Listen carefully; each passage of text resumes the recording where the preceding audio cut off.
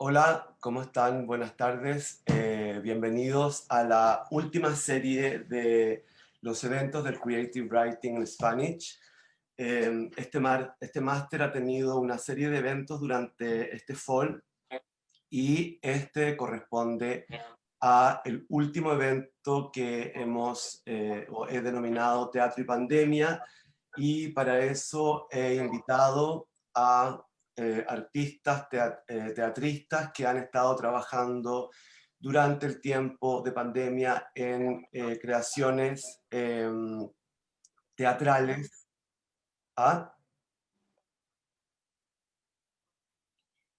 No tengo sonido de vídeo.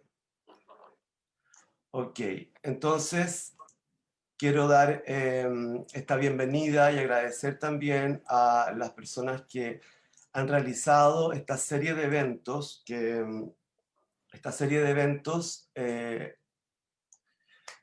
primeramente al director del programa, Rubén Ríos, también a las poetas Lila Semboraín y la poeta Mariela Dreyfus, también a la narradora Diana Eltit, Sergio Chekfek y Lina Meruane, que también forman parte de este proyecto iniciado por la narradora argentina Silvia Moloy.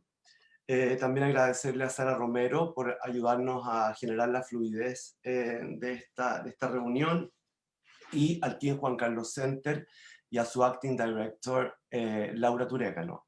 Hoy día también es bueno mencionar que empezamos con una triste noticia del sensible fallecimiento del artista plástico peruano Alberto Gorea, que desarrolló parte de su carrera acá en la ciudad de Nueva York, y es una pérdida a las artes visuales latinoamericanas. En esta oportunidad tenemos como invitados al director del Teatro La Palabra, el director teatral chileno Víctor Carrasco, fundador de Teatro La Palabra, en donde Víctor, como director, lo que ha motivado su trabajo ha sido principalmente la dramaturgia, que es lo que ahora nos convoca. Eh, Víctor ha trabajado, ha llevado y ha puesto en escena en Chile autores, autores que generaron cierto impacto en nosotros los dramaturgos, como principalmente Bernal Maricoltés, que es un autor también que hemos estudiado este semestre en el curso que yo dicto de dramaturgia en esta maestría de escritura creativa en español. Hoy también con Víctor nos unen varias historias que son montajes que son anécdotas, y montajes que también son personas y seres sensibles del teatro chileno. Eh, por ejemplo, Paulina Urrutia, protagonista de la obra La amante fascista, con la que yo he trabajado también en una obra que se llama Todos saben quién fue, pero evidentemente nos une una cosa indivisible y de alguna manera histórica, eh, por lo que fue La amante fascista, esta obra en Chile, que ya lleva más de 10 años circulando en los escenarios nacionales.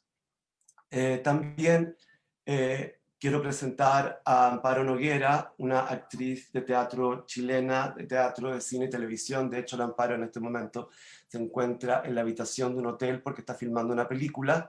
Así que muchísimas gracias a Amparo y a Paulina por poder compartir con nosotros, con el Departamento de Escritura Creativa de la Universidad de Nueva York, este episodio que corresponde al último evento, ¿no es cierto? Quiero ser, más que presentar, ser bastante más breve.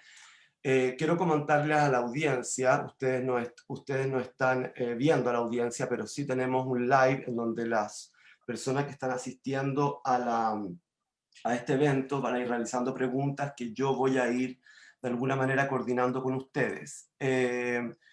Llamé a este evento Teatro y Pandemia, evidentemente relacionado por el tema del COVID y todo lo que ha significado para, digamos, para el planeta, pero también teatro y pandemia en el sentido de que el teatro y la peste siempre han estado asociados desde diferentes puntos de vista, desde diferentes poéticas teatrales, y cabe destacar evidentemente Teatro y la peste, del autor francés Antonin Artaud, que evidentemente plantea en un texto llamado el teatro y la peste, un cuerpo diferente, un cuerpo inafectable, un cuerpo imposible de infectar, que es el cuerpo sin órgano, ¿no? Que es el cuerpo sin órgano, un cuerpo que como no tiene órganos no se infecta, ¿no? Y Artaud trabaja en su Teatro de la Crueldad, menciona y continúa subrayando la importancia de lo pandémico en el teatro. Y quiero partir esta conversación distendida que tiene por una parte a los invitados teatristas chilenos y por otra parte a los estudiantes del programa de escritura creativa en español. Artaud escribe en El Teatro y la Peste, describe lo siguiente: el teatro, como la peste, es una crisis que se resuelve en la muerte o en la curación, y la peste es un mal superior porque es una crisis total que solo termina con la muerte o una purificación extrema. Asimismo, el teatro es un mal, pues el equilibrio supremo que no se alcanza sin destrucción. Invita al espíritu a un delirio que exalta sus energías. Puede advertirse, en fin, que desde un punto de vista humano, la acción del teatro, como la de la peste, es beneficiosa, pues al impulsar a los hombres a que se vean tal y como son, hacer caer las máscaras, descubrir la mentira, la debilidad y la bajeza. Estos son textos de Artaud que evidentemente generan en su poética un teatro de alguna manera imposible. En el marco del curso de dramaturgia que hemos trabajado este fall, le quiero contar a Amparo, Paulina y Víctor, porque de alguna manera los presento a ustedes, pero yo presento a la contraparte. Hemos trabajado principalmente un teatro carente de show, ¿no? Sino que nos hemos centrado en justamente lo que ustedes o tú, Víctor, realizas principalmente, que es la palabra, ¿no? La palabra soplada, como pueden mencionar Derrida, pero más allá de la palabra hemos trabajado la idea de la escritura de voces, ¿no? La dramaturgia como escritura de voces, y más que nada el deseo de la escritura de voces, llegando de alguna manera a la conclusión que la escritura de voces también corresponde a cómo se escuchan estas voces.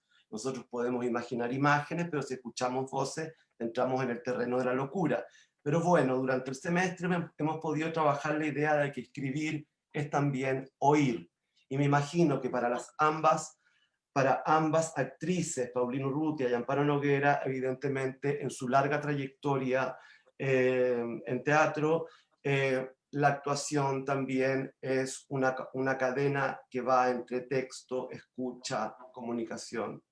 Bueno, esta presentación semiteórica, semi-todo, tiene como intención, digamos, también introducir un trabajo que se ha realizado por estos tres artistas durante el confinamiento que ha significado la pandemia del COVID, y para que la audiencia sepa la estructura de esta reunión, yo presento a estos artistas para luego dar paso a los elementos prácticos, a lo que Víctor Carrasco, como director de teatro, ha planteado desde el confinamiento, un teatro, digamos, el espacio virtual, ¿no es cierto? Teniendo en consideración que existe ahora ¿por qué no decirlo?, una dramaturgia para esa virtualidad. Y Víctor ha puesto en escena la obra La voz humana, interpretada por Amparo Noguera, y también la obra Mentes Salvajes del autor sueco Maurice Liden, y ahora va a montar la obra, La noche antes del bosque, de Bernard Marie Coltés, un autor fetiche del director Víctor Carrasco. Antes de introducir y ver los 7 minutos de extracto de las puestas en escena generadas por Víctor y las actrices, me detengo en la obra La voz humana para poder comunicar a los estudiantes del programa también que que es un texto amparo que nosotros hemos leído y trabajado durante el curso, es interesante por el hecho de que es una conversación telefónica, ¿no es cierto?, de una mujer con su amante, y esa voz que está al otro lado de la línea de ese teléfono es lo que nosotros hemos trabajado como la voz acusmática, que sería la voz sin cuerpo, que es la con la que el personaje de la voz humana se relaciona. Entonces, por eso a mí me interesa que estén ustedes en esta reunión, porque todos los ejercicios realizados por ustedes tienen que ver con lo que hemos estado trabajando con los estudiantes. Ahora me gustaría que si podemos ver los 7 minutos de la obra La voz humana y luego 7 minutos de la obra Mentes salvajes para que la audiencia se conecte con las experiencias y yo me calle.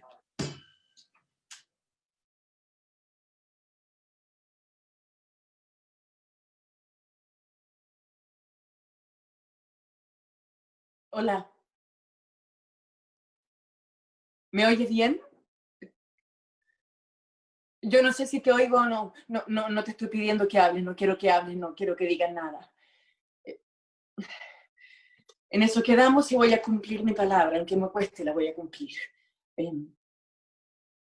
Si no me oyes, si me oyes mal, por favor, haz un gesto con las manos que indique que no me escuchas. Y si no me estás escuchando, puedes salir y luego volver a entrar. Es que a veces la conexión falla, entonces se escucha, no sé, entrecortado, la imagen se ve muy mal. Te lo digo porque sé que no te manejas muy bien en esto, en cambio yo trabajo por aquí todos los días, bueno, me reúno con gente, en fin. Yo sé que tú no lo usas mucho. En fin. Supongo que me estás escuchando. Es que a veces pasa que uno habla y habla y habla y habla y el otro no escucha, o también pasa que la imagen se queda pegada y uno se queda con una expresión que no es la mejor siempre, como así, como... Sí. Bueno, si eso pasa, por favor, puedes salir y volver a entrar.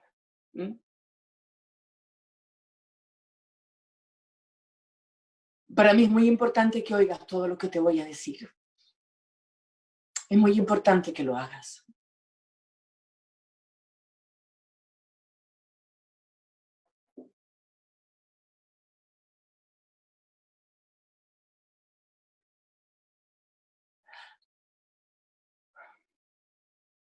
Gracias.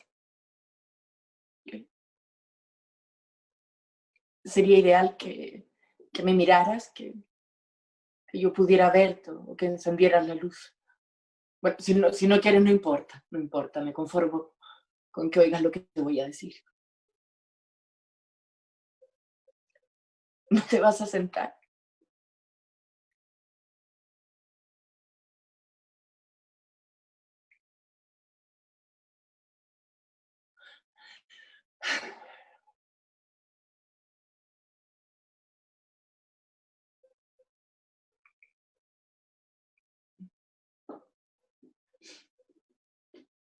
Llegué hace muy poco. No comí aquí. Marta me invitó a su casa y, a ver, ¿qué hora es? Ah, no es tan tarde todavía. Ayer a esta hora ya estaba durmiendo, me acosté muy temprano. Me tomé una pastilla para dormir y, bueno, al mediodía tuve un poco de jaqueca, pero se me pasó. Y luego vino Marta a almorzar y fui a comprar, no me demoré mucho. Cuando llegué lo primero que hice fue poner las cosas que no pudiste llevarte en un bolso. No fue fácil, pero lo hice. Luego vino Marta, volvimos a salir, fuimos a su casa. Ella es una muy buena amiga, es una muy buena persona. Cuando la conocí jamás pensé que iba a ser mi amiga, pero es un ángel. Tú me lo dijiste, tenías razón, como siempre.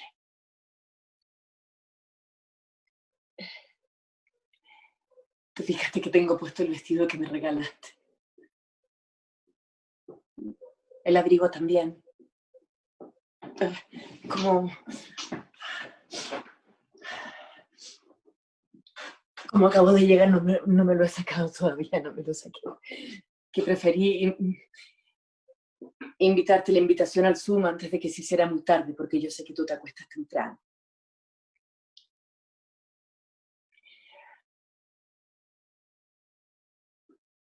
Casi no he fumado. 3 cigarrillos en 24 horas, ¿lo puedes creer? Yo apenas puedo creerlo.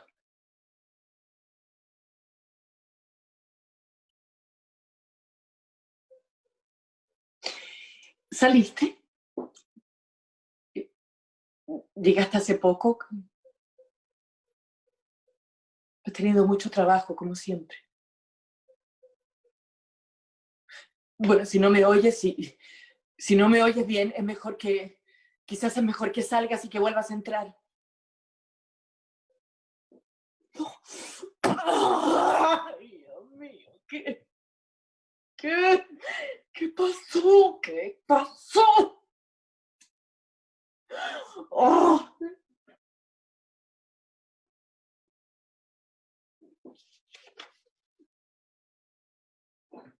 ¿Por qué no?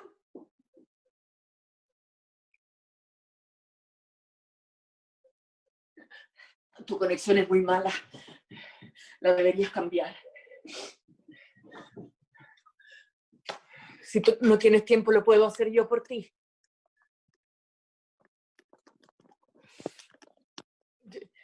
Ay, ¿en qué estábamos? Ah, sí. Sí. Ay. Sí, tu bolso, sí. El bolso con tus cosas. Bueno, hay muchas cartas ahí. Las tuyas y las mías, cartas que alguna vez nos escribimos. ¿Sí? Pensé sacar las mías, pero no lo hice. Porque pensé que tú querrías guardarlas. ¿No?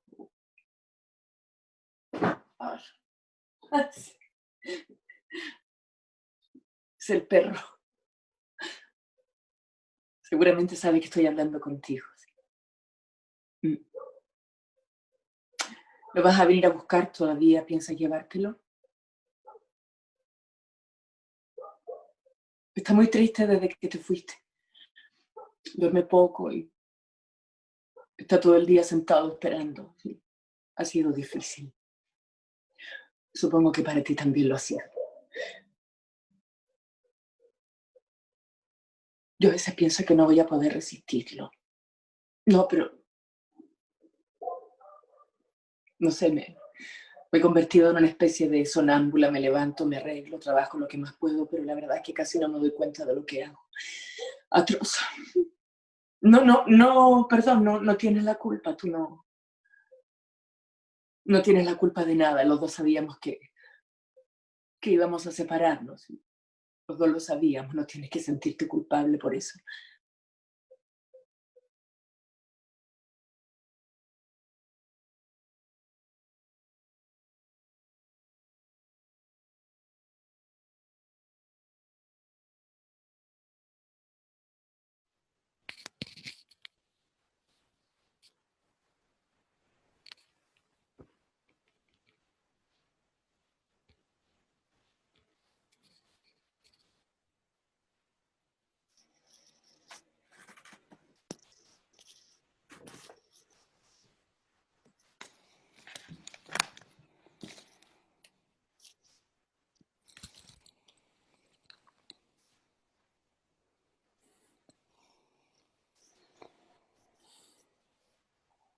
Bueno, creo que ¿Que podemos comenzar? Ok, súper. Ok. Va a ser difícil para mí porque nunca he comentado esto con nadie. Así que si alguien quiere partir, sería bueno. Yo nada más Y quisiera realmente comentar que me cuando... cuesta... ¿Mm? Ya. A mí realmente me cuesta controlar mis sueños despiertas. Lo que pasa es que vienen, surgen en mi cabeza cuando estoy tratando de hacer otra cosa. Y como vienen así y me pasa tan seguido, me olvido de hacer las cosas que se supone debo hacer. Cosas como sacar la basura, lavar la ropa, hacer el aseo, cosas así. Solo porque me quedo tan atrapada en mi propio mundo que esas cosas como que desaparecen. Y como no son tan importantes, no las hago. Básicamente esto se está apoderando completamente de mi vida. Tiene que parar. Bueno, yo creo que soy muy introvertida porque soñar despierto es una actividad que aísla mucho, pasa mucho tiempo solo, ¿sí? Nos gusta, nos aseguramos que nadie nos molesta, entonces evitamos reuniones familiares, si yo pasar tiempo con amigos. Y bueno, perdemos contacto con la vida social, se vuelve limitada porque nos vemos obligados a pasar tiempo soñando despiertos, ¿no? Yo creo que soy normal.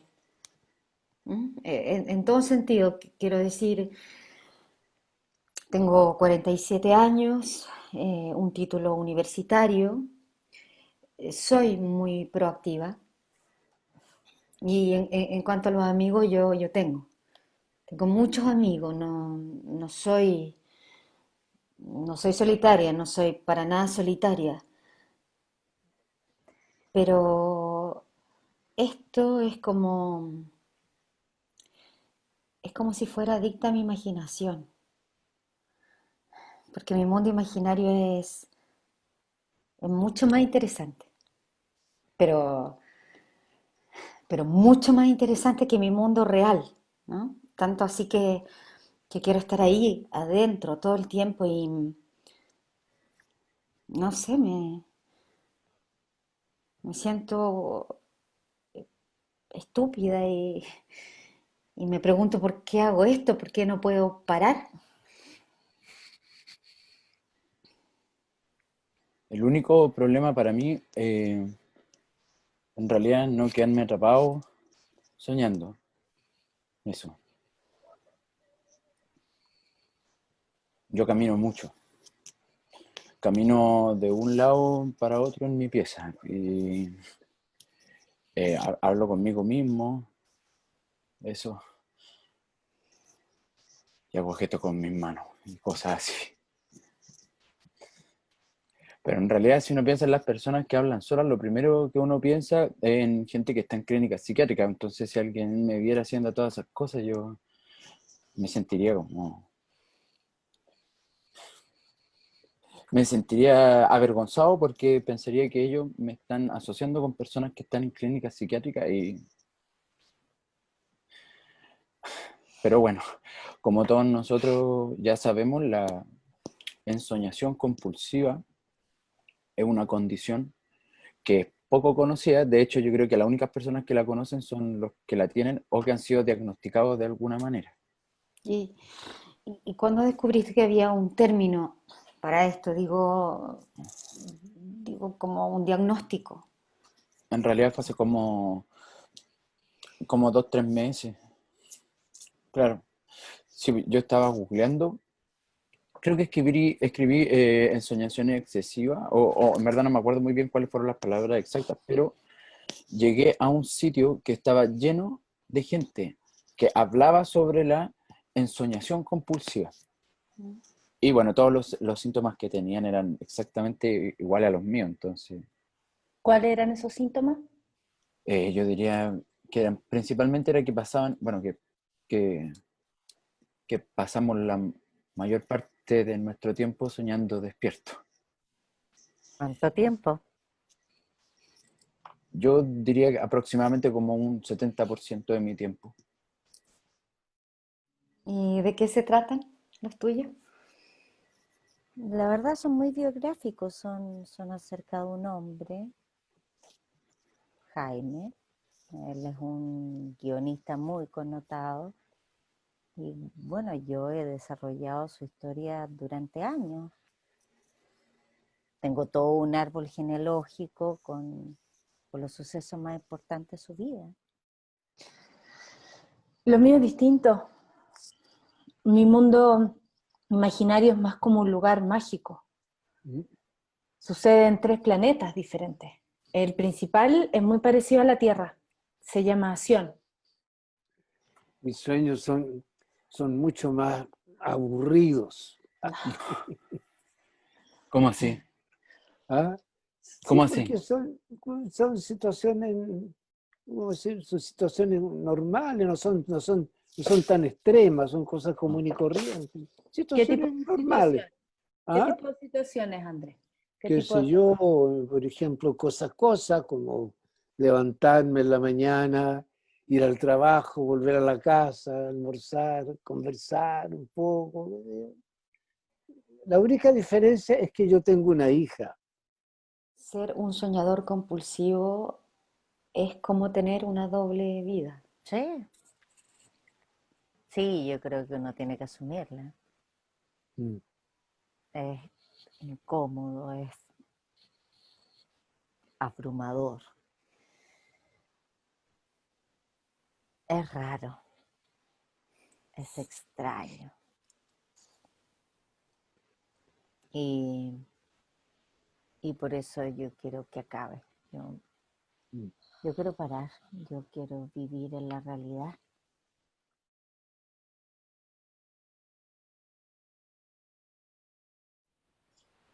Ok, acabamos de poder, ustedes pudieron ver dos de los montajes realizados por el director Víctor Carrasco, La voz humana de Cocteau y Mentes salvajes de Marcus Linden.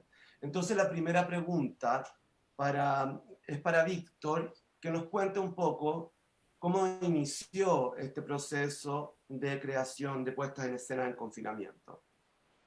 Bueno, como tú bien decías en la introducción de este encuentro, yo creo que fue muy importante o quizá muy gravitante el hecho de pensar estas dos obras en crisis, en una crisis muy, muy potente.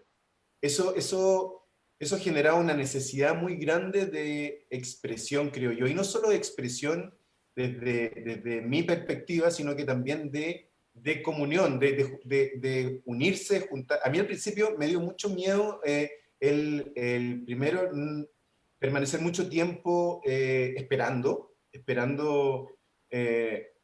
sobre todo teniendo la incertidumbre de que no sabíamos exactamente lo que iba a ocurrir, pero por otro lado también nosotros veníamos de un proceso político en Chile muy importante que tiene que ver con el estallido social, que es, yo creo que también muy importante para entender lo que estamos viviendo ahora. Y eso tenía que ver con una necesidad de expresión. Esa necesidad de expresión creo que aumentó con la pandemia, porque de alguna manera la pandemia nos aisló. Si bien es cierto, las redes sociales cumplieron un rol muy importante y siguen cumpliéndolo, pero la pandemia nos dejó encerrados como a todo el mundo, nos dejó encerrados en nuestras casas, un poco también enfrentados a nuestra propia incertidumbre, a nuestros propios miedos y el encontrarse, el juntarse, el compartir, el convivir, aunque fuera a través de una plataforma, creo que esa fue una necesidad, al menos para mí, muy importante. Y en ese sentido creo que además vislumbramos la posibilidad que tenía el hecho de congregarse a partir de un texto, de una obra, que en este caso, en ambos casos, en Mentes Salvajes y en La Voz Humana, no necesitaba una adaptación para la plataforma. O sea, ya conocíamos la plataforma porque se estaban realizando reuniones, porque muchos profesores estaban haciendo clases sirviéndose de la plataforma, y bastaba como probar qué pasaba en mi caso personal, con obras que ya conocía, que había tenido la oportunidad, particularmente Mente Salvaje, la conocí por una experiencia anterior con el director, que ya estaba traducida, que se escribe sirviéndose de una plataforma, él hizo las entrevistas, estos testimonios a través de una plataforma. Entonces, creo que además había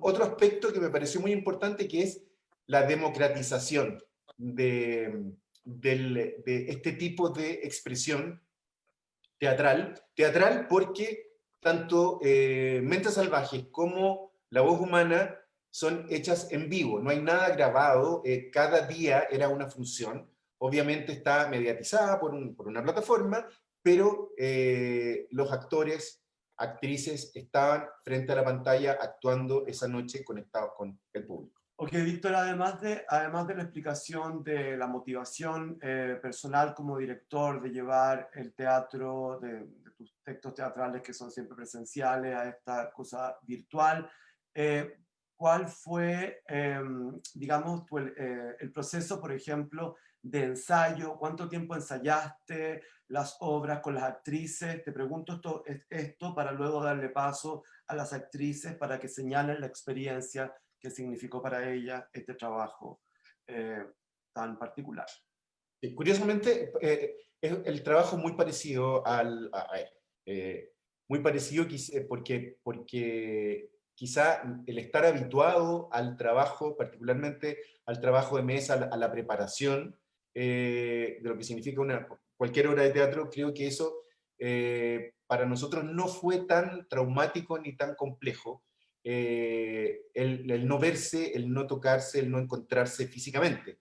Si bien es cierto, era muy difícil, pero vuelvo a insistir que sobre todo Mentes Salvajes, que empezamos a ensayar en marzo de este año, obviamente en ese momento la crisis sanitaria era muy fuerte y el juntarse día a día tenía además otro carácter, no solamente encontrarse en torno a un texto, que también ocurrió con La Voz Humana, no solamente encontrarse en torno a un texto que nos motivaba, que nos hacía pensar, que era importante para nosotros, sino que también era un punto de encuentro humano. Podíamos hablar de lo que estaba ocurriéndonos, de compartir nuestra incertidumbre, compartir nuestro sentir, y creo que eso también fue sumamente importante. Vuelvo a insistir, no solamente considerando la pandemia, sino que también considerando la crisis política y social tremenda que aún estamos viviendo en Chile. Porque a mí, Víctor, me sorprendió que, por ejemplo, Paulina Urrutia y Amparo Noguera son actrices en donde, digamos, ponen el cuerpo generalmente en escena. Son actrices reconocidísimas por el trabajo corporal que ambas tienen en el teatro presencial. No voy a entrar en detalles, pero evidentemente hay incluso una forma de actuar, digamos, como Paulina o como Amparo, ya tenemos reconocidas a las imitaciones, pero digamos que tienen el cuerpo siempre como primer elemento de presentación, y es sorprendente fue para mí poder pensar que Paulina y Amparo se pudiesen incorporar, no por dudar su categoría artística, pero involucrarse en estos procesos de ensayos virtuales y funciones virtuales. Entonces la pregunta va para Paulina y Amparo. ¿Qué significó para ustedes enfrentarse a este tipo de trabajos, Paulina? Bueno, como siempre, una oportunidad y una oportunidad bastante especial. Claro, efectivamente la gente tiende a encasillar nuestros trabajos en las distintas plataformas que nosotros trabajamos, pero efectivamente y en esto yo creo que aún de una mayor consistencia en el caso del Amparo, somos actrices que hemos trabajado en cine, en teatro, en televisión. Entonces, la verdad es que la capacidad de nosotros de adaptarnos a distintos formatos para poder trabajar en distintas condiciones es parte de nuestro oficio, es parte de nuestra manera de trabajar. Ahora, lo que ocurrió específicamente en el caso de la invitación de Víctor para trabajar en Mente Salvaje fue una feliz coincidencia que yo creo que aprovechamos actrices como yo que teníamos un trabajo histórico con el tema de los testimonios, que este era un testimonio hablado, pero que lo trabajamos muy teatralmente porque Víctor reunió a un grupo de actores que teníamos distintas maneras de abordar el trabajo escénico, ¿ah? Con distintas experiencias, con distintas vertientes, bueno, obviamente con el papá del Amparo, ¿no es cierto?, con Tito Noguera, que tiene es uno de nuestros, bueno, premio nacional de teatro en nuestro país, una eminencia, que tiene una historia y que se está incorporando a esto de manera, porque justamente me llamó la atención, dijo, esto no lo he hecho, hagámoslo, dentro de todas las cosas que ha hecho. Actrices más concentradas en la comedia, actores que estaban recién explorando en nuevas formas y formatos para hacer y probar. Y la verdad es que esa mezcla de distintas experiencias y distintas maneras de abordar un testimonio, que además es muy distinto a algo escrito, es lo que yo siempre he dicho, nosotros no estamos haciendo a personajes, estamos haciendo a personas que están conviviendo contemporáneamente con nosotros y estamos creando un tercero, ¿no es cierto? Nuestra propia experiencia, nuestro propio cuerpo, nuestra voz, etcétera, más una persona que es justamente que nosotros interpretamos, se crea un tercero. Y lo que ocurrió, por lo menos para mí, en términos absolutamente novedosos, que no tienen nada que ver con el teatro, que no tienen nada que ver con la televisión, ni menos con el cine, fue que con cada función, porque además fuimos una de las primeras obras que se hizo en esta plataforma en Chile.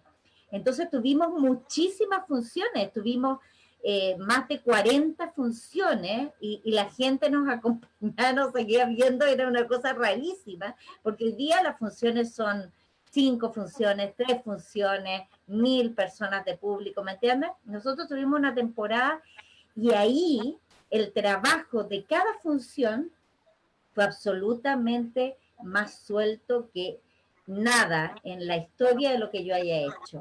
Y eso tuvo mucho que ver con cómo los personajes se iban adaptando, funcionando con lo que ocurría en cada una de las casas, con las conexiones, con la manera de enfocar distintas funciones de una distinta manera. Eso fue absolutamente maravilloso. Fue maravilloso también que nuestro director lo acogiera, lo potenciara, permanentemente. Yo decía, Dios mío, ¿pero qué hice?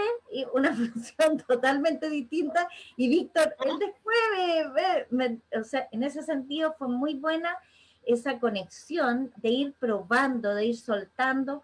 Fue como lo que yo aprendí hace muchos años con un director alemán que decía, una vez que uno estrena, todo cambia. La verdad es que nosotros por formación hacíamos que cada función fuera cada vez más perfecta, cada vez más exacto lo que hacíamos, y esto fue totalmente distinto. Y eso fue maravilloso, sin tocar el texto, o sea, sin modificar una palabra de lo que nosotros decíamos, pero cambiando absolutamente el sentido, la intención, lo que se provocaba. Eso fue verdaderamente mágico.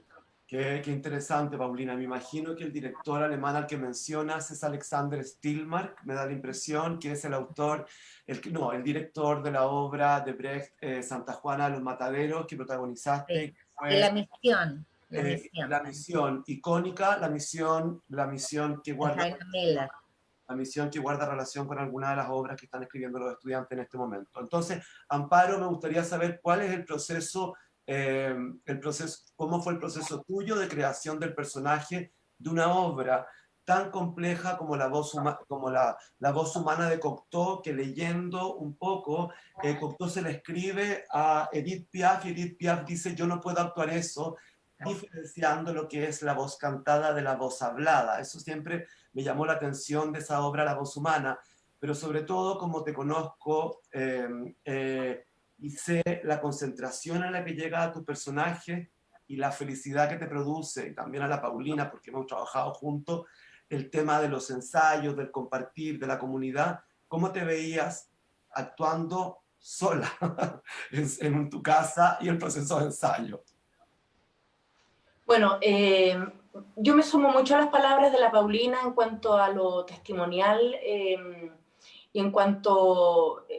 a ver, me sumo a lo testimonial antes que nada porque creo que el teatro Zoom finalmente la única salvación que tiene, lo único real que tiene es la palabra, ¿no? Toda la metaforización del teatro, toda la imagen artística, toda la contención, digamos, escenográfica que te contiene como actor, no existe. Entonces está uno solamente con la palabra y con un testimonio y con un exceso de verdad. Y el exceso de verdad se refleja más allá de uno. Bueno, pero ya, eso es otra cosa. Víctor me llama por la misma necesidad que tenemos todos y el terror que tuvimos todos de que todo se detuvo, que todo se terminó, que nadie más trabajó, que todas las obras se cayeron. Yo llevaba 2 funciones de un tranvía llamado Deseo. Hice 2 funciones, se cortó todo, coincidió con la muerte de 2 grandes personas del teatro chileno, que Alejandro Civic y Bélgica Castro. Todo ocurrió en la misma semana, todo se detuvo, todo cambió, había una efervescencia política, ya había una fragilidad en los teatros, las funciones empezaron, en vez de hacerse a las 8 de la noche, se hacían a las 12 del día, uno decía esto no va a funcionar, y pues sí funcionaban. Bueno, y en el teatro Zoom uno hacía esto como, yo personalmente dije, lo voy a hacer porque es mi trabajo, porque voy a tener un espacio de reflexión, porque vivo de esto, porque si no me voy a quedar paralizada. No sabía lo que iba, y lo que ocurre es que se dan las obras y uno se encuentra finalmente con el público. Y la democratización a la que se refieren, por mi lado, lo siento no solamente por el alcance que tiene toda la gente a ver una obra de teatro Zoom, pasando por lo económico, pasando por lo práctico, pasando porque no tienen, desde gente que no tiene dinero, gente que está enferma, pero también la democratización de ver finalmente el público a un actor como un igual realmente. Hay una cosa física que se instala, que el escenario, digamos, distancia finalmente. Las conversaciones que habían después de las obras en el Teatro Zoom tenían una cercanía con el público que nunca yo he sentido en un escenario, incluso por una posición física, que estoy arriba, en un estrado, y la pregunta viene desde abajo y yo la contesto hacia abajo, el lenguaje y imagen así puro. Acá el exceso de la verdad es tan grande, desde el cuadro que yo tengo en mi casa, desde que saben que la ropa que tengo puesta la saqué de mi closet, que la escenografía es lo que yo tengo en la casa. Entonces se instala una democratización ahí muy fuerte, donde se rompen muchas barreras, creo yo, artísticas, y fue lo que a mí más me ha sorprendido. Y el reencuentro absoluto y violento con la verdad desnuda de la palabra. No tengo cómo engañar, no tengo cómo conquistar, no tengo grandes luces, tengo un sonido nefasto que es parejo, que se genera en todos los Zoom. Lo único que me queda es la verdad testimonial de esa palabra, de ese texto. Y en La voz humana, que es la obra que me tocó a mí hacer, hay una escena, creo yo, que es la escena íntima, que lo junto con lo que estoy diciendo de la verdad absoluta, de la falta de ideología, de la falta de contención artística, desde un diseño artístico que ya no existe, Entonces se instala esta voz sola, patética, verdadera, desnuda, que en el caso de la voz humana es una voz que para mí desarma cualquier ideología que está primando en este momento, que es el movimiento feminista, la independización de la mujer, Eso es etc. muy Esto interesante. lo rompe totalmente para mí, ¿ah? Lo rompe. Y me encuentro con una mujer en una escena indecente, que es lo que no se debe decir, que es lo que no se debe hacer, en un lugar que no existe, árido, feo, por mucho que uno lo trate de embellecer, la verdad absoluta y la intimidad es la desnudez total. Con eso me encontré yo con el proceso de la voz humana en este teatro Zoom.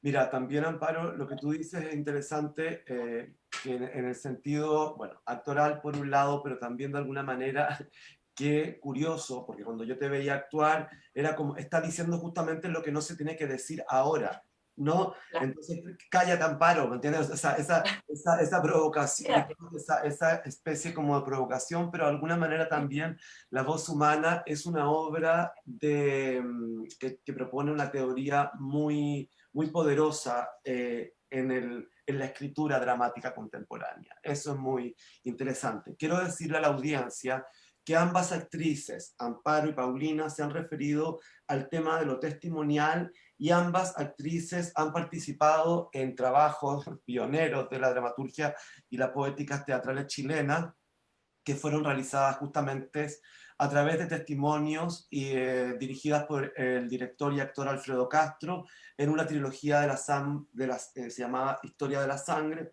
en donde ambas compartían escena. ¿Cómo se Trilogía llamaba, Paulina? testimonial de Chile. Trilogía testimonial Que de tenía Chile. 3 partes, Paulina. Claro, y en la primera parte es la manzana de Adán, la segunda es la historia de la sangre y la tercera es los días tuertos. Los días tuertos. Pero también trabajaban en ese primer montaje. Sí, trabajamos en las 3. Sí. Sí. Bueno, Víctor, una pregunta que quiero hacerte para luego darle paso a la audiencia. Cuando hablan de Zoom, evidentemente Zoom es una empresa, investigando, digamos, se sabe, es una empresa americana que se cotiza en la bolsa, que tiene más de 2.500 empleados, que sería el gran hermano de alguna manera de esta acogida del teatro. Son 266 millones de dólares lo que ganó el 2019. Es decir, este teatro Zoom como plataforma es también quizás desde un punto de vista medio complejo, ¿no? Entonces me gustaría saber cuál es tu opinión en relación a esta cuestión.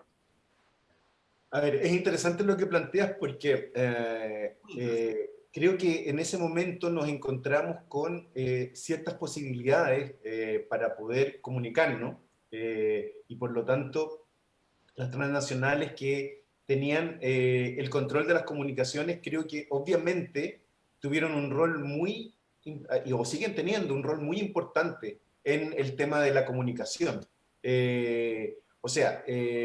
Partiendo de la base que nosotros no habríamos logrado comunicarnos, o sea, comunicarnos entre nosotros y luego compartir el trabajo con el público sin hacer uso de una de estas plataformas. Okay.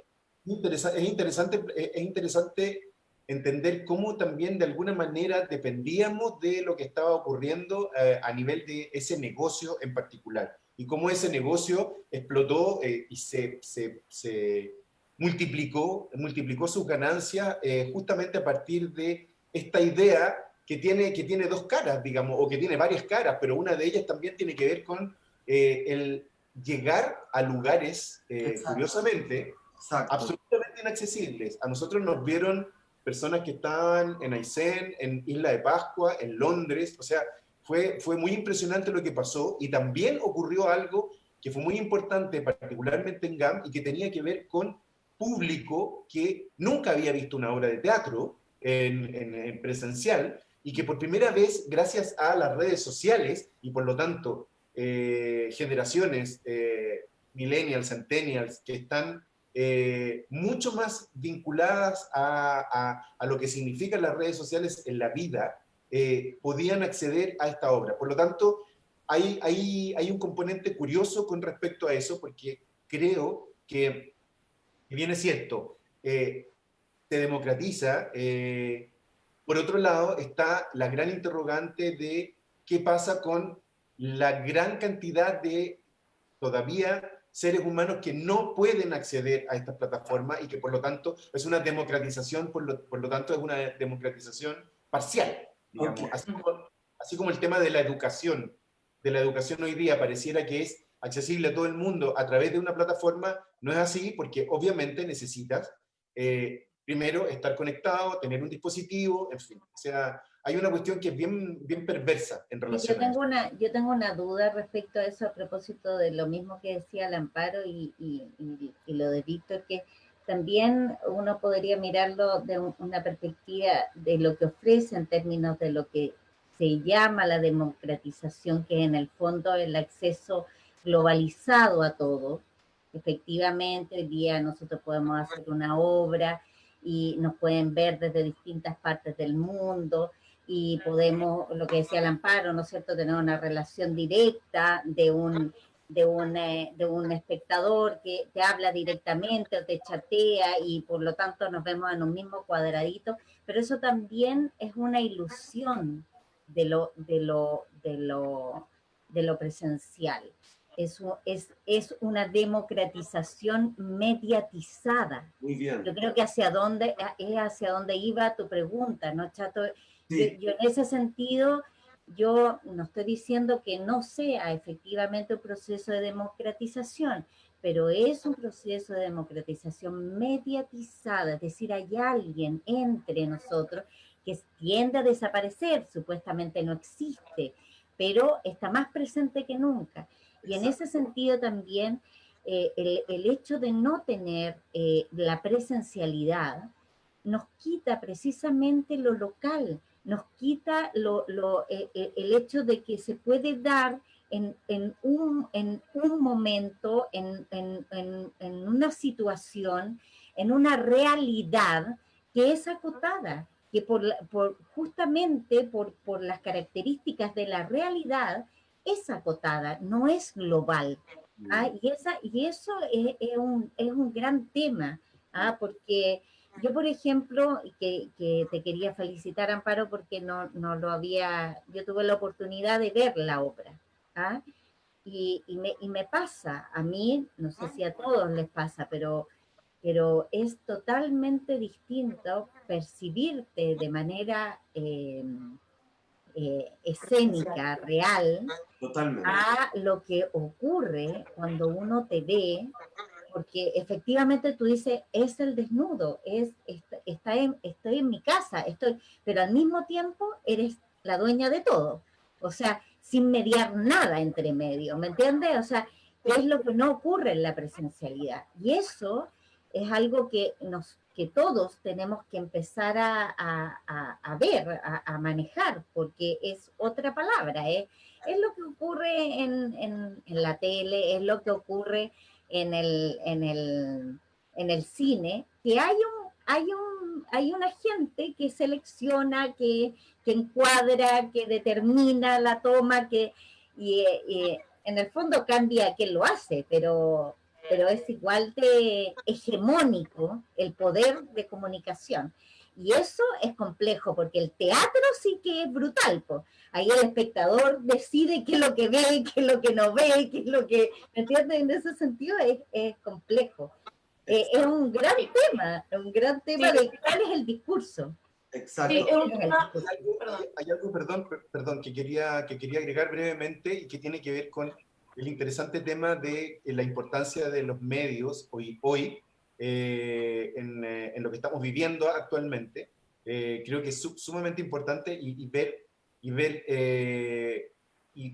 cómo nos han permitido informarnos justamente a través de las plataformas, cómo hemos podido informarnos y cómo hemos podido tomar decisiones que los medios tradicionales de comunicación justamente nos han negado. O sea, creo que eso es sumamente importante. Y por otro lado, quería redondear con respecto a lo testimonial, justamente algo que es sumamente importante que tiene que ver cómo hoy en día es lo testimonial a propósito de lo que propone hoy Marcus Linden, que todo su trabajo se basa desde hace un par de años, es muy reciente, es lo testimonial que, como decía la Paulina, y a mí me parece muy importante, no toma en cuenta la idea de la construcción del personaje, sino que son las personas que están ahí. No existe la construcción del personaje como tradicionalmente se entiende en la teatralidad, digamos, y que eso me parece además muy importante. Ok, a mí me parece muy El interesante. Amparo iba a decir algo, perdón.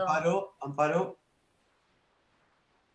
No, es que yo creo que me iba a haber otro tema con respecto a la dualidad del teatro Zoom, pero ya no sé si exactamente de lo artístico del Zoom, pero creo que dentro de todas las armas de doble filo que tiene el teatro Zoom y la salvación que hemos tenido los actores y la audiencia para consumir el teatro Zoom también, no puedo dejar de decir que hemos tenido la suerte de tener esta plataforma, pero me voy a otro tema, pero corto. En Chile siempre ha sido muy difícil hacer teatro y creo que el Estado, que no le ha ofrecido al teatro ninguna ayuda de ningún tipo en estas circunstancias pandémicas, como uno de los grupos sociales más que forman un país, no solamente el mundo de la cultura, pero somos uno más de ellos.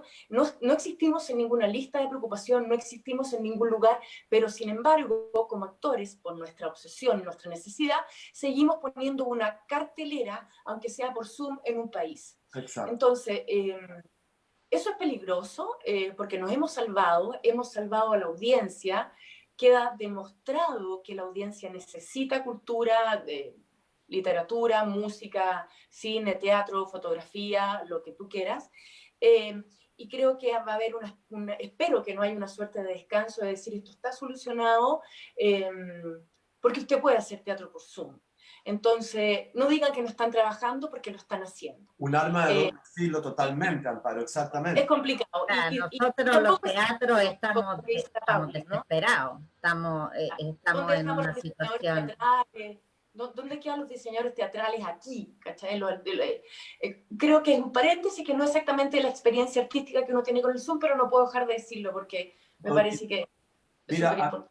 A mí, Amparo, me parece muy interesante, pero estamos en una conversación en donde la audiencia son dramaturgos y dramaturgas del programa de escritura creativa, y a mí me da la impresión de que Paulina dio en una tecla interesante que tiene que ver con la inversión de la presencia, es decir, que el público ausente se vuelve tan presente, ¿no? Claro. Esa inversión de la presencia a mí me interesa pensarla, digamos, mañana en clase, pero tal como los presenté brevemente a ustedes, porque con ustedes yo tengo lazos laborales, personales y afectivos muy grandes, porque todos pertenecemos a un empuje, a una pulsión fascinante, que es lo que es el teatro chileno, que es algo que es lo que más le gusta a uno, es ser parte del teatro chileno, ¿me entiendes? Eso es algo que es inexplicable, pero uno siempre critica a Chile, pero eso sí que es lo que más nos gusta, digamos. Y eso es así. Pero yo también me gustaría comentarles a ustedes que dentro del programa de escritura creativa, en el curso en donde nosotros estamos analizando justamente lo que dice la Paulina, hay algunas preguntas, ¿no? Inversión de la presencia.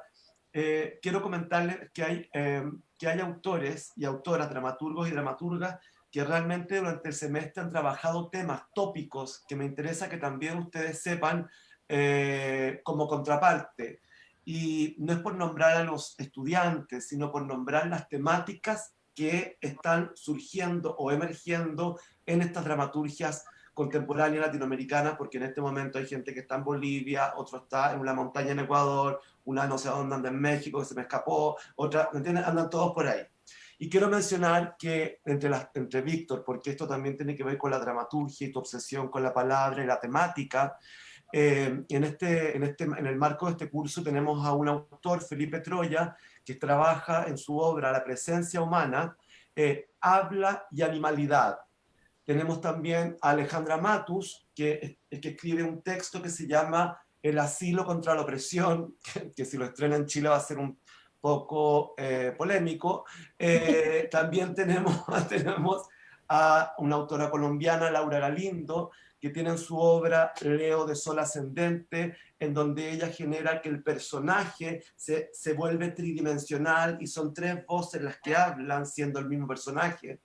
Tenemos también a la autora argentina Daniela Trabucchi con una obra que se llama Sombras Chinescas, que mezcla sorpresa, festividad y opacidad, y también donde un personaje tiene un amor obsesivo por un perro, como tiene también Lamparo. Luego, Jorge Torres, un autor que trabaja la cena y la muerte, siempre la muerte, el tema de la muerte que están conflictuados. Nosotros en este curso lo hemos tomado como una gran celebración. Eso ha sido como un más en este curso. También la autora Adriana Lea Plaza, con su obra Los de al lado, trabaja algo muy interesante que es el dominio de la enfermedad mental y el efecto secundario de los fármacos sobre los personajes secundarios de la obra. Tenemos a Mariana Covarrubia con su obra La Mercurio, que trabaja la misteriosa urbanización en México gobernado por una junta de vecinos de puras mujeres. Tenemos a Leni Favela de Bolivia, que trabaja personajes desvinculados familiarmente y la carga que representan los unos a los otros con un coro perturbador de niños que se van multiplicando. Lo que les quiero decir esto, más allá de mencionar a los autores, son las temáticas y también la posibilidad que tienen estos textos de ingresar a un espacio, entre comillas, de virtualidad, cuando justamente lo que se ha trabajado son obras cortas, en donde la voz no ha sido el cuerpo, no ha sido la hegemonía del cuerpo, sino que ha sido el poder de la voz lo que ha hecho impulsar estos textos. Yo estos textos se los haré llegar a ustedes para que ustedes también puedan ver qué se está escribiendo actualmente. Y tengo algunas preguntas de los estudiantes que me gustaría, los están alabando muchísimo acá. Pero tengo una pregunta de la estudiante Alejandra Matus. Cuando puedan, me gustaría que respondiera a la siguiente pregunta. La pandemia tiene una presencia pública en discursos sanitarios, políticos y económicos. Se pregunta Alejandra, me pregunto, ¿qué corrientes subterráneas perciben ustedes agitándose a puertas cerradas y en confinamiento? Yo creo que hay una necesidad de tener una voz, una necesidad de encontrar una voz propia y por lo tanto una necesidad de expresión gigante.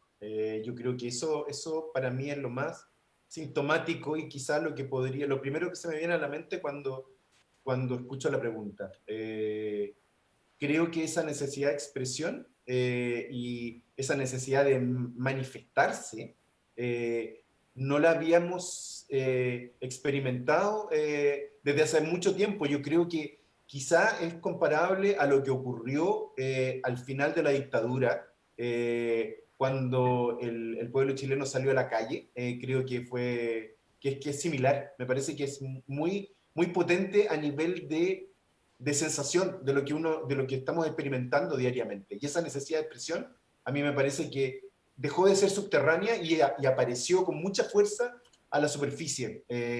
Dejó de estar a puertas cerradas y salió a la calle con mucha fuerza. Es un proceso muy, muy potente, muy, muy importante y que tiene que ver con encontrar una voz propia. Así como los dramaturgos de este maravilloso curso están buscando una voz propia, creo que cada uno de nosotros está reencontrándose o buscando por primera vez una voz propia con la cual expresarse. Ok, muy interesante. Sí, yo tengo una sensación, no sé, ¿tú también querías decir algo, Amparo? No, es que también a mí se me junta con esta cosa subterránea a la que nos preguntan. Nosotros venimos, como decía anteriormente Víctor, de un movimiento social que ha sido, no en mi caso, pero en el caso de muchos chilenos, cuerpo a cuerpo, literal.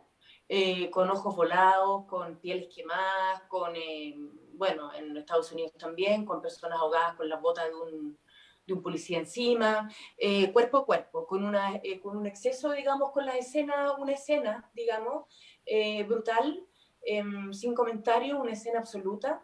Y yo creo que la corriente que busca el teatro en este momento, en esta pandemia, es la necesidad de hablar, insisto, con la palabra y con la verdad, sin disfraces y sin metaforizaciones en este momento. Creo que esa es la corriente que hemos buscado nosotros los actores, y la única arma a la que hemos podido tomar. Yo voy a hablar de un lenguaje políticamente no correcto, pero yo creo que tiene mucho que ver con lo que ha dicho Víctor y el Amparo, pero en otro sentido. Yo creo que lo que hemos vivido como sociedad, efectivamente, como dice Alejandra, tiene mucho discurso político, social y económico de hacerse cargo de este gran drama y la manera de superarlo. Y en eso está el mundo entero. Y yo creo que el arte está pasmado, está verdaderamente mudo. O sea, en el sentido en que la realidad ha superado toda capacidad de creación. Creación en el verdadero sentido de la palabra. Yo creo que ha habido mucho impulso y una desesperación que tiene que ver con nosotros, con salir adelante, con poder trabajar, con poder ser capaces de producir, pero crear, verdaderamente crear, lo que está preguntando la Alejandra tiene que ver con el sustrato y nosotros lo estamos sufriendo, o sea, estamos en el medio del sufrimiento y yo hasta el momento, francamente, no he visto que haya surgido algo que nos diga estamos en creación, estamos en un proceso, por lo menos en Chile, lo que yo he visto, no ha permitido que surja todavía algo. Estamos en el dolor, estamos en el sufrimiento, en el pavor, pero yo no lo veo. Ese es mi humilde... Sí. Yo, Paulina, comparto de alguna forma tu opinión, seguramente por la proximidad que tenemos ante los contextos políticos, evidentemente. Pero yo quiero también comentarle a Alejandra Matus lo siguiente. Nosotros hablamos de un confinamiento que tiene que ver evidentemente con una pandemia, ¿no es cierto? Han existido diferentes pandemias, el SIDA no fue algo que generó... Muy distinto a esto, muy distinto claro, a esto. Generó estéticas, pensando en términos culturales, pero quiero pensar en otra cosa para los estudiantes, que va en el siguiente sentido que mañana podríamos trabajar en clase, que es, hay mucha gente, por ejemplo, antes del COVID, hay mucha gente que vive en confinamiento, hay gente que está presa, hay gente que vive en hospitales, hay gente que vive en asilos de ancianos. La pregunta que me hago yo para compartir con Alejandra mañana es, nosotros como dramaturgos y dramaturgas, ¿cuál es la escritura que esos espacios de confinamiento continuo necesitan? Porque nosotros le estamos entregando... El sentido de la vida que teníamos antes y que tenemos hoy día, y que no se ve, entre comillas, que esto vaya a cambiar mucho de ahora en adelante. Ese es el gran tema.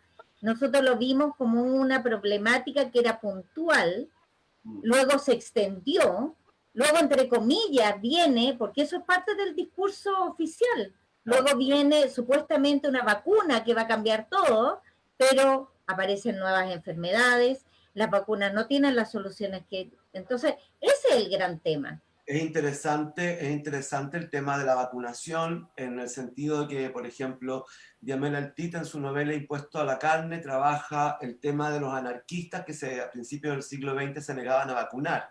Eso, la vacunación va a ser otra etapa de todo lo que es este proceso bastante horroroso. Pero, ¿sabes qué? Lo que yo quiero... y el negocio de eso. El negocio. no es por tirarme, digamos, en el sentido de volverme autorreferente, pero sí autorreferente.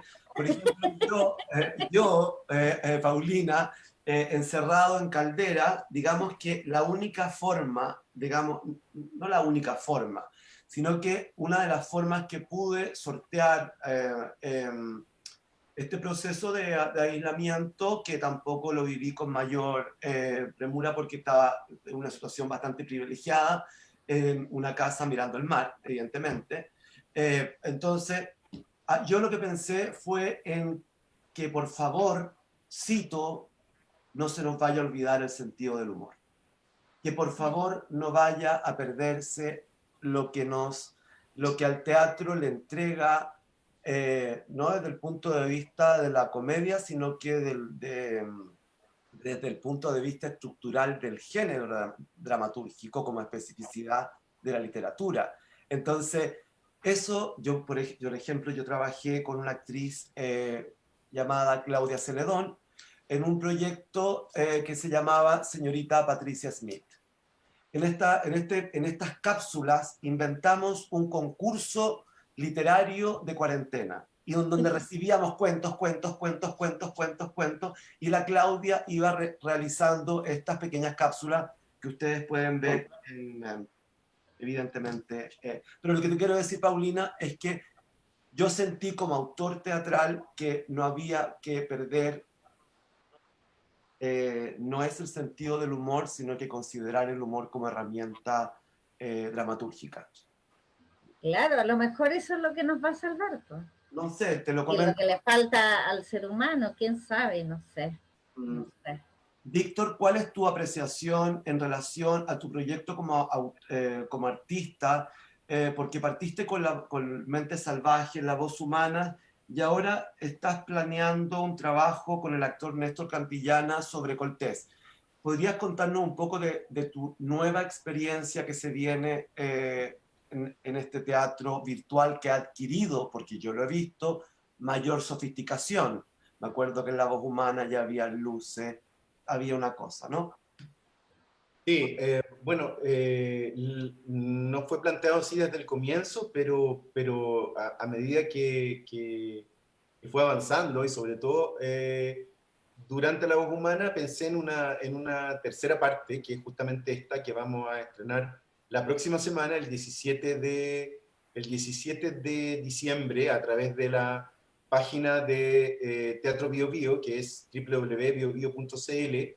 El Teatro Bio Bio es un gran teatro, un gran centro cultural que está en Concepción.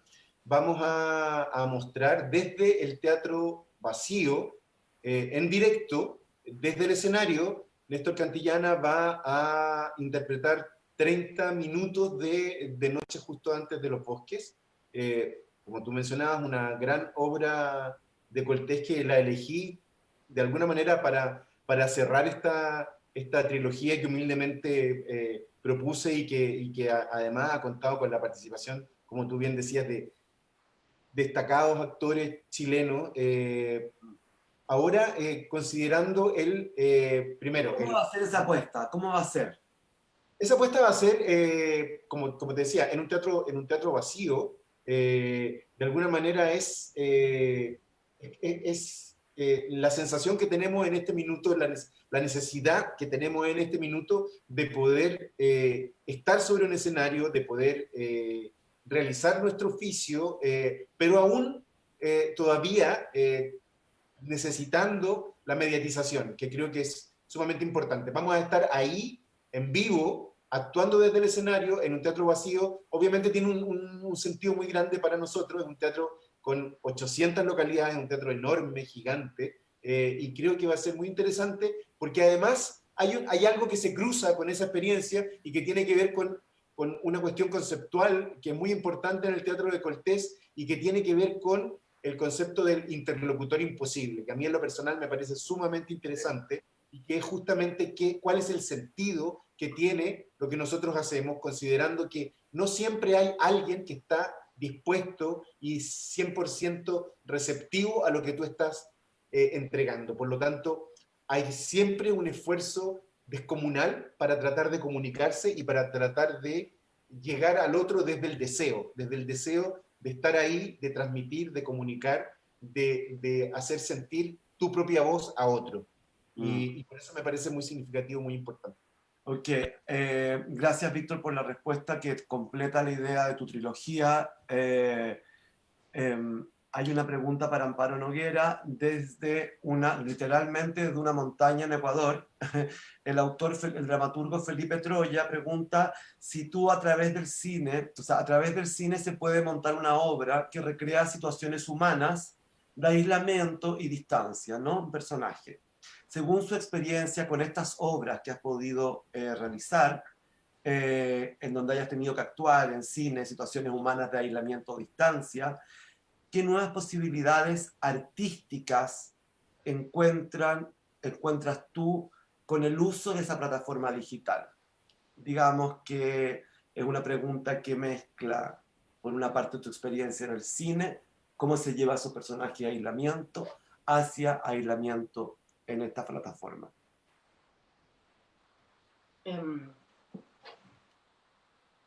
Yo creo que de partida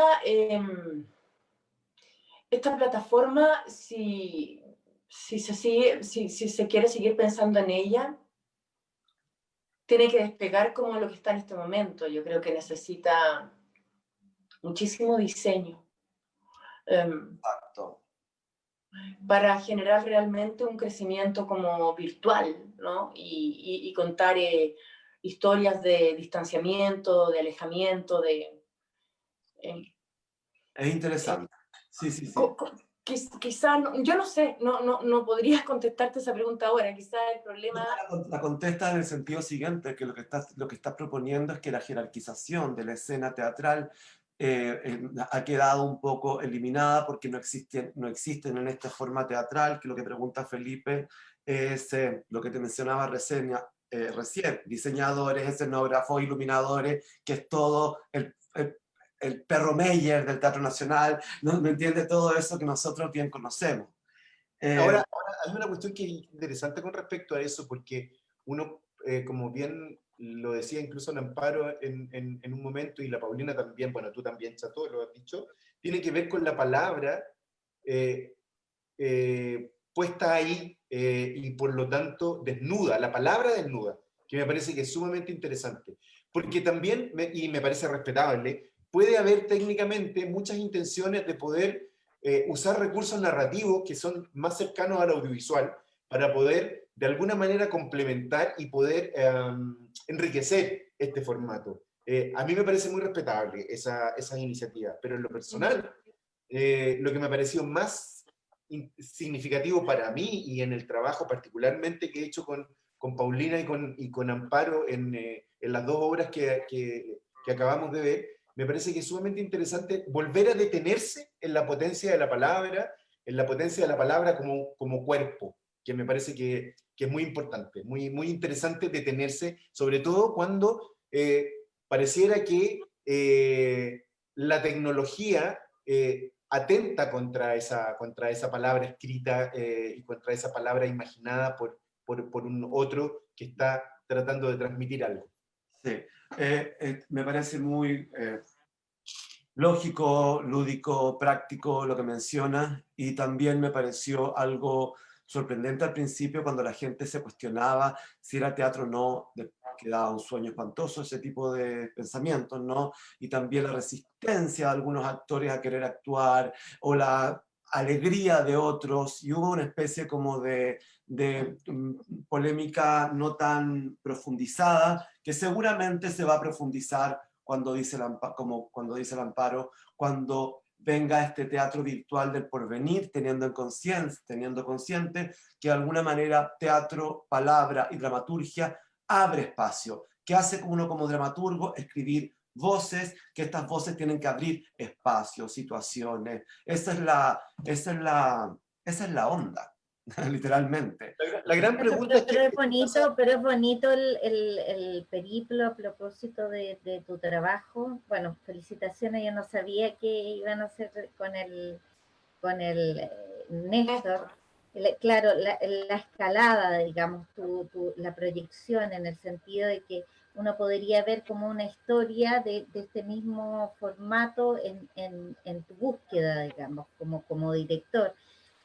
Parte un trabajo puro, neto de una conversación en Zoom que es lo más elemental, digamos, con las diferencias, incluso siempre solamente los audífonos que sean todos iguales, porque que fue una tontera, porque en el fondo deberíamos haber tenido todos distintos formatos de sonido y todo, pero en el sentido de lo más puro, después obviamente ya una pieza teatral, que es lo que hace con Lamparo, y una voz que viene desde, bueno, el clásico, ¿no es cierto?, hacer una obra de los años 30 ahora, que con un discurso absolutamente incorrecto dentro de lo que es el discurso hoy día, que copa todo, que no permite ninguna disonancia, ¿no es cierto? Y luego llegar al streaming, ¿no es cierto? Que es este teatro en vivo, pero mediatizado, que llega nuevamente a una... Es muy bonito ese periplo, o sea, entenderlo así, de cómo, que un poco lo que decía el Amparo, ¿no? Yo como me lo imagino con más, con medio, pero en el fondo ya es otra manera que mediatiza la presencialidad, ¿ah? Que es el gran tema. O sea, Claro, claro, en el es sentido... algo que es un nuevo, es un lenguaje audiovisual que hay que comenzar a manejar de una manera más, que sin perder la presencialidad, que es lo Exactamente, más pero es que ahí está el bonito punto, de todo.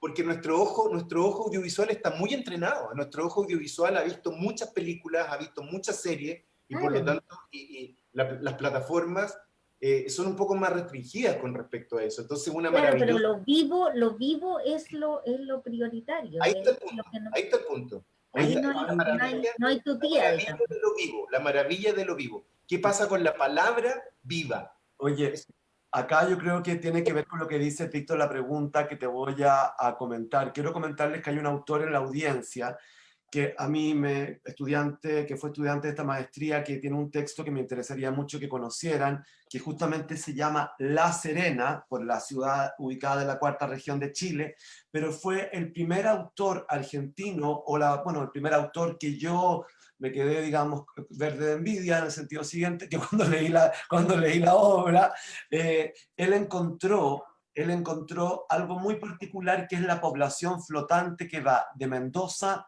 a La Serena de vacaciones. Eso que es algo que para nosotros pareciera completamente, y muy a lo Cortés de Mendoza, ¿no? Pero a mí esa obra de Guillermo me pareció muy interesante, y me gustaría cerrar esta conversación con la pregunta que va en dirección a lo que dicen, ¿vale?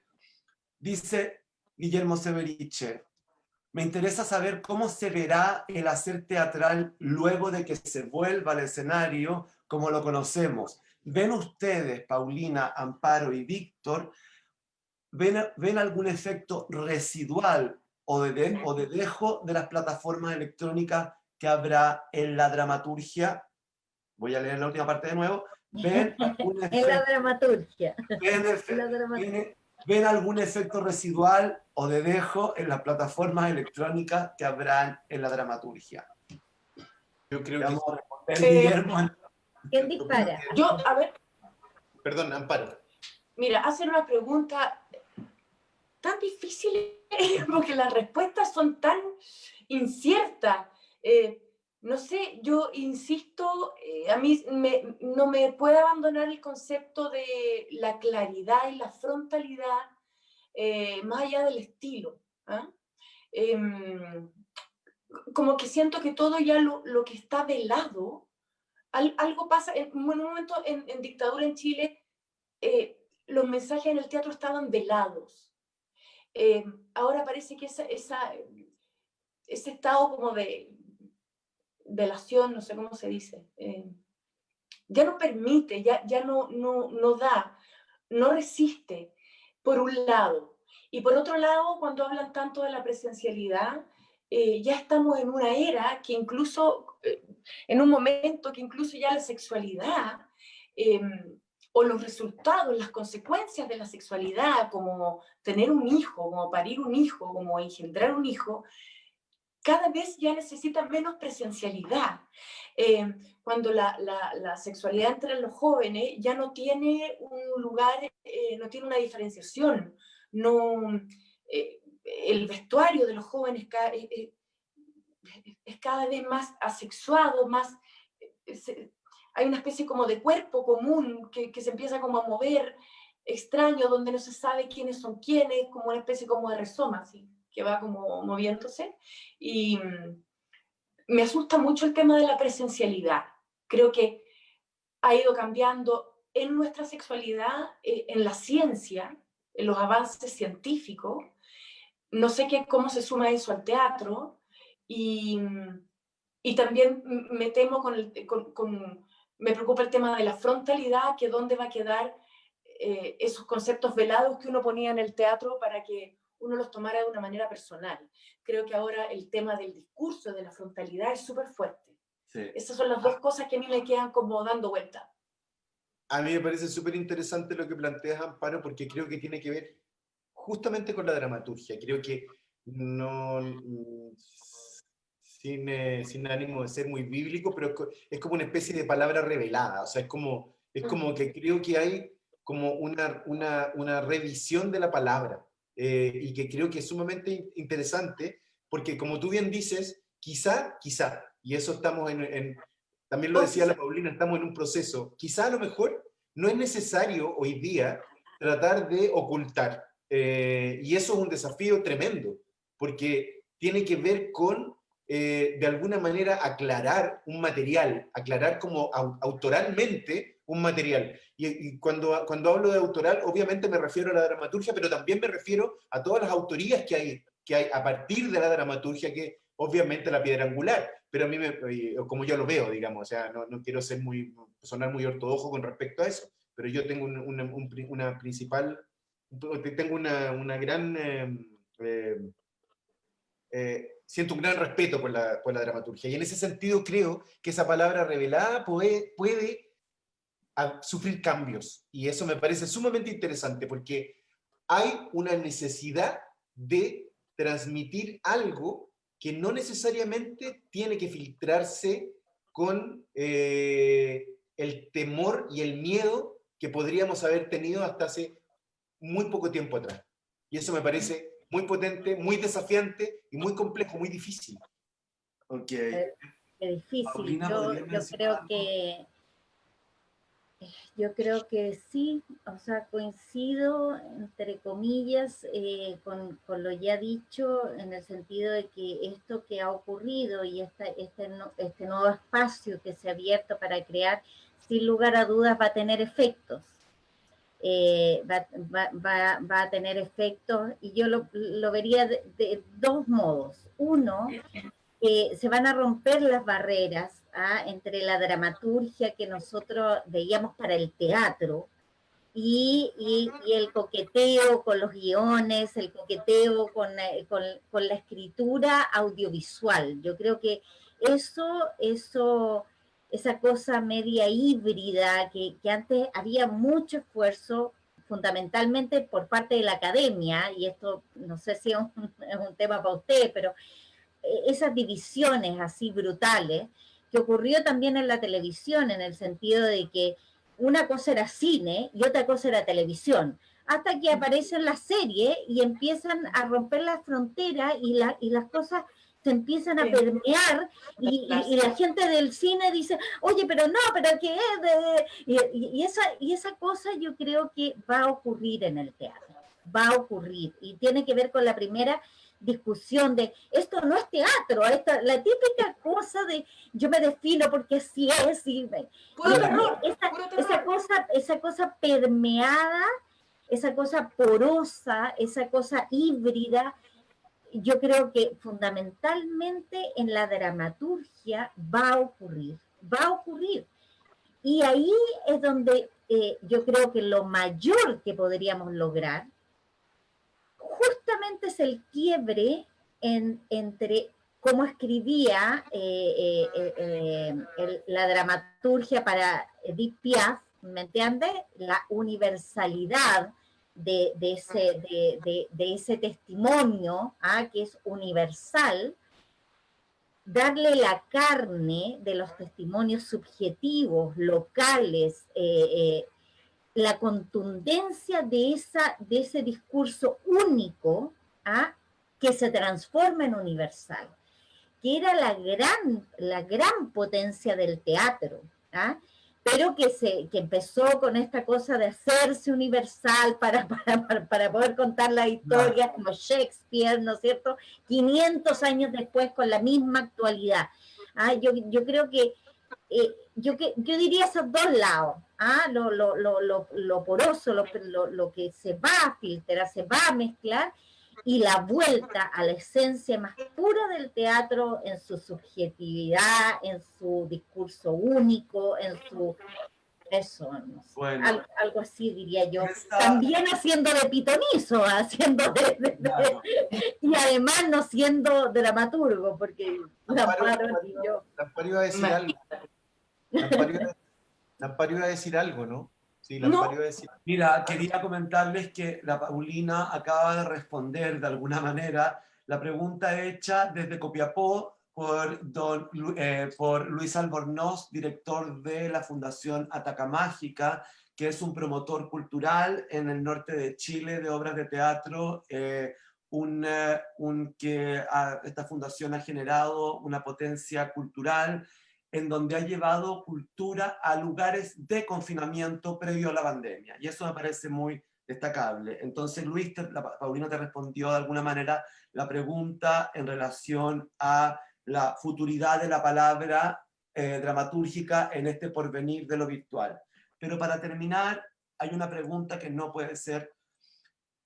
se va a poder responder porque es una pregunta muy, muy, muy, muy dura, del escritor Jorge Torres, que voy a reducir la pregunta. Jorge Torres es estudiante de esta maestría, está escribiendo la obra La Cena, en un grupo una familia celebra a un personaje en una condición extrema. Pero bueno, eso es muy general, no se entiende de lo que quiero decir. Lo que quiero decir es que Jorge está preguntando algo muy complejo. Teniendo en consideración la teoría teatral en el texto El espectador emancipado, ¿no?, que es un texto, digamos, canónico de la teoría teatral contemporánea, Jorge está preguntando lo siguiente, pero Jorge, no te lo vamos a responder, sino que lo vamos a pensar mañana un poco, porque Jorge pregunta, en conclusión, ¿puede el espectador, pensando en lo que dice Paulina de inversión de la presencia, ¿puede el espectador emanciparse y participar en el teatro Zoom? O sea, ¿cuál es el espectador emancipado? Ahí nos dejó un poco, Jorge, gracias por la pregunta, pero de alguna manera creo que esta pregunta dirige un pensamiento hacia la escritura, a este tipo de escritura. Creo que eso tenía que respondérselo a usted, pero se lo respondo yo de alguna manera también pensando en que... Interesante porque estamos en presencia del ciudadano emancipado. Exacto. A nivel global, que me parece que eso es absolutamente determinante. Exacto. Quiero agradecerles a Víctor por no solo por estar aquí esta noche compartiendo con el Departamento de Escritura Creativa en Español de la Universidad de Nueva York, sino que Perdón. Gracias por todo, pero quería nuevamente invitar a la gente para el próximo 17 de diciembre en el Teatro Bio Bio a las 20 horas. Es una actividad gratuita a través del streaming www.biobio.cl para ver De Noche justamente Los Bosques. Yo voy a Víctor, a hacerlo circular ese mensaje y además voy a hacer leer un fragmento de la obra mañana, porque me lo enviaste, ¿no? Eso. Quiero despedirme, quiero agradecerle a todo el equipo que ha estado detrás de este evento que concluye la serie de Creative Writing en este fall, que estamos trabajando todos en diferentes lugares.